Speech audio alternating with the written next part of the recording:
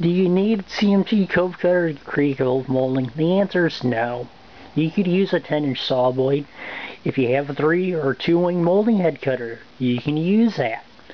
The process is still the same, but I like the CMT cove cutter because, as you can see, I got a smooth cut, it's quiet,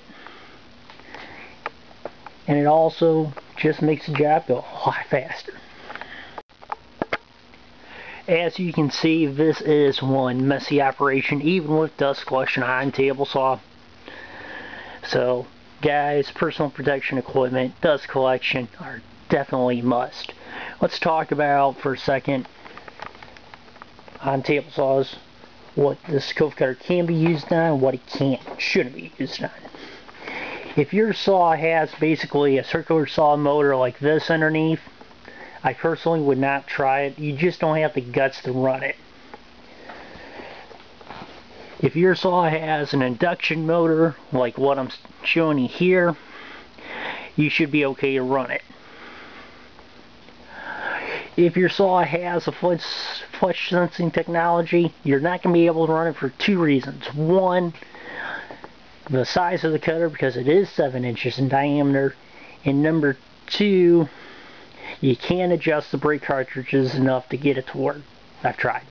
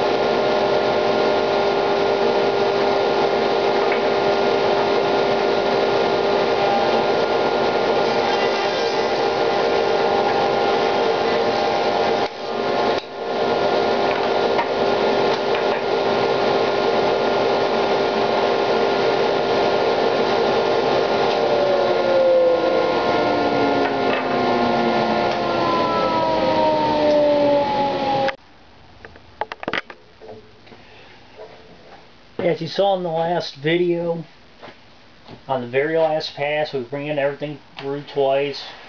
We did our first pass,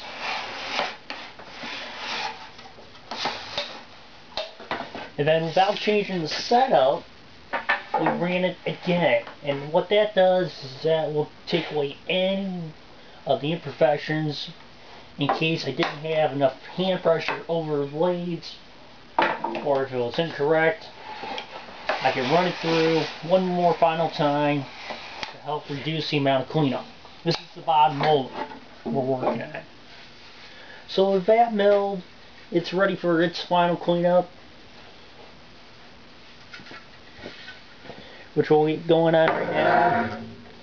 And then the next step will be to do beveling. Got the cove molding cleaned up, and now we're ready to start cutting bevels. Whenever possible, I like to go ahead and do dynamic testing. If you want to sit there with your little digital angle gauge, that's fine too, but for me, dynamic testing is where it's at. Today's bevels on the molding will be at 45 degrees, so I went ahead, made a quick sample, checking it for square here. We're right on the money, so we're ready to rip the moldings. I'm choosing to use the guard whenever possible on the table saw. With that being said, it's going to be hard to see what I'm going to say next, but you're going to have to trust me.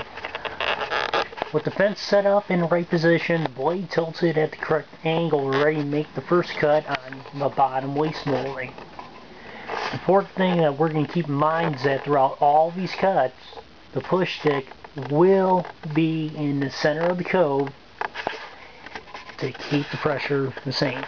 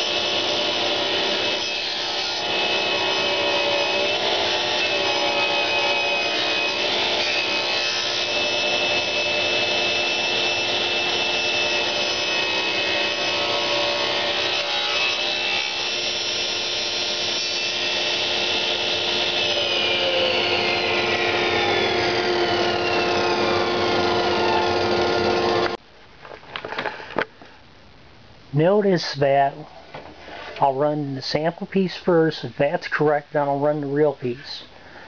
On all these pieces I have marks and arrows telling me direction so I can't get confused. Even we went ahead, we moved the rip fence, we're ready for a second cut. Now I'm just going to focus on the bottom molding that goes between the waist and the base. The top molding's the same thing, but we're going to focus in on the bottom molding because of that thumbnail.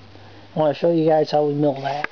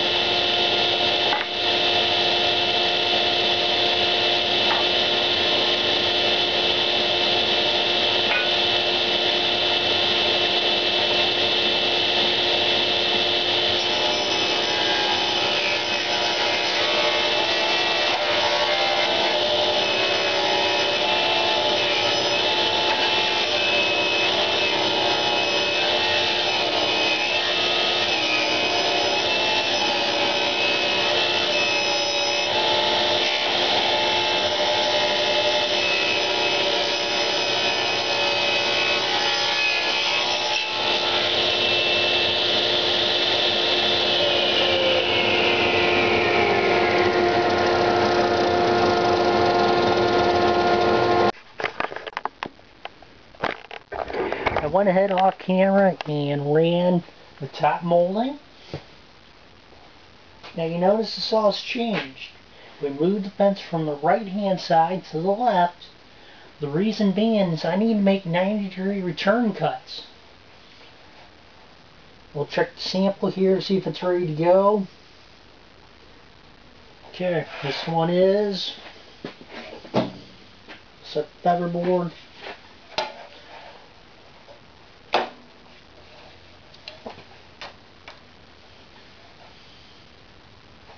Now get us going.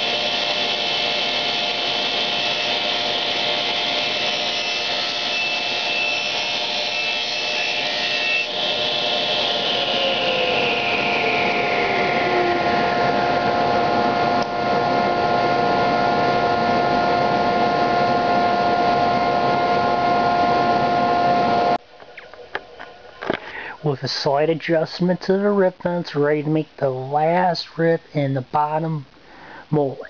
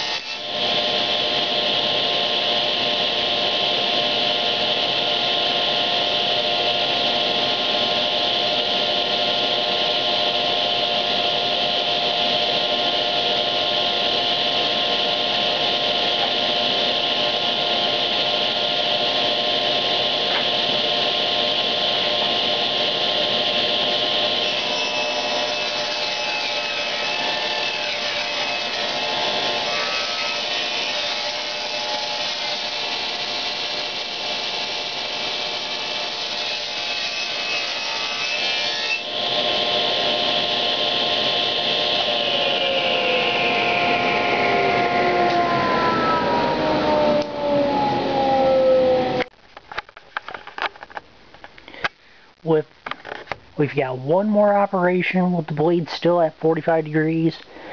And on the bottom edge of the bottom molding, I'm going to cut a curve. That's what's known as a glue groove. So when I put glue on the molding, it doesn't ooze out.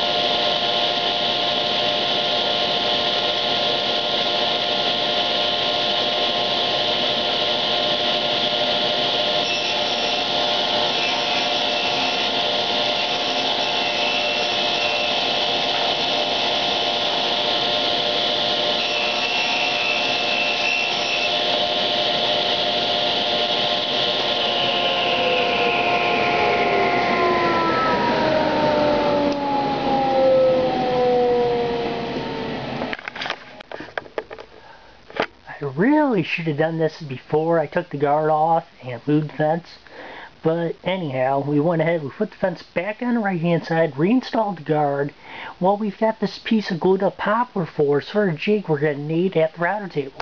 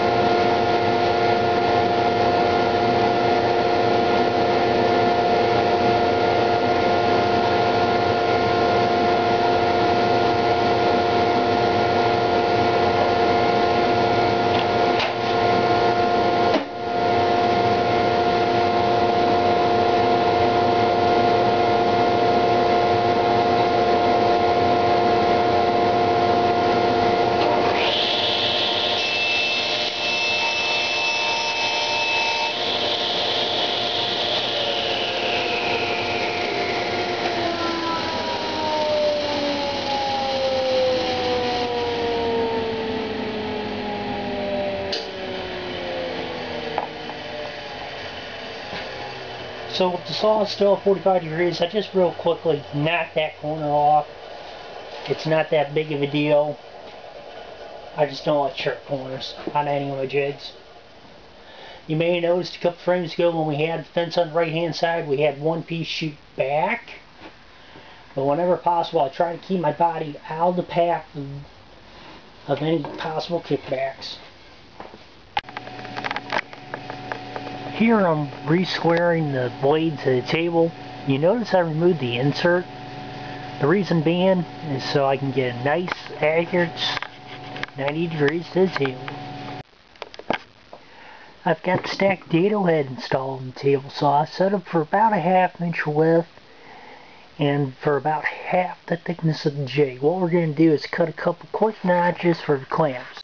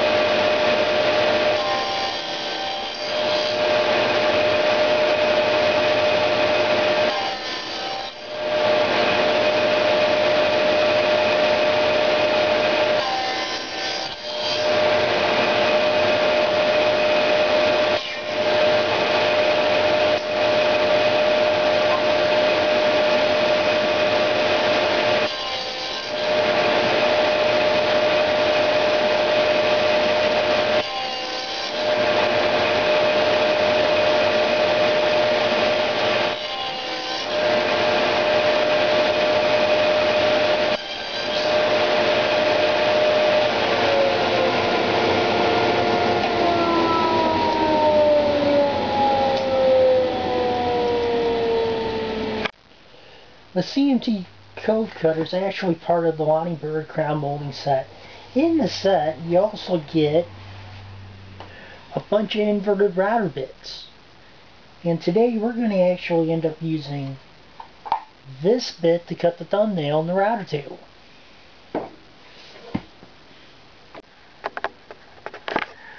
What the jig's going to let me do is run this thumbnail on the bottom edge of the waste molding. The jig's going to keep the stack from twisting during the cut. Now I'm going to put a barrier guard here, so as I run the molding, I do two things. I reduce the possibility of getting into that bit, and I increase my dust collection.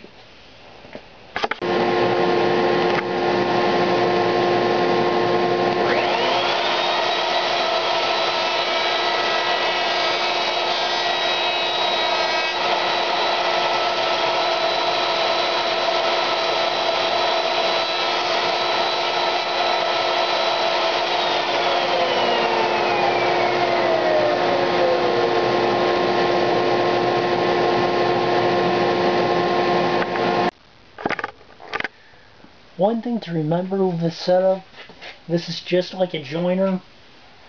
So if we have our cutter too far in, you will get a little snipe.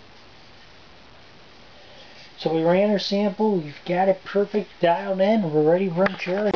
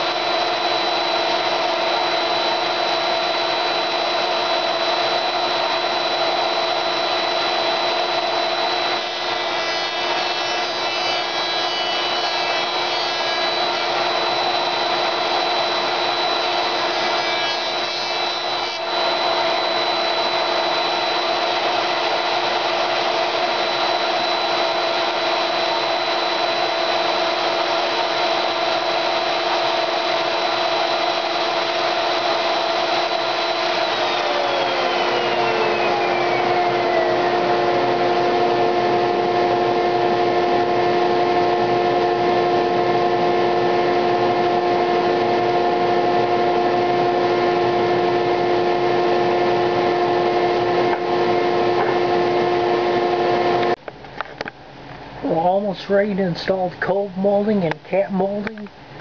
We'll get going on cap molding here tomorrow.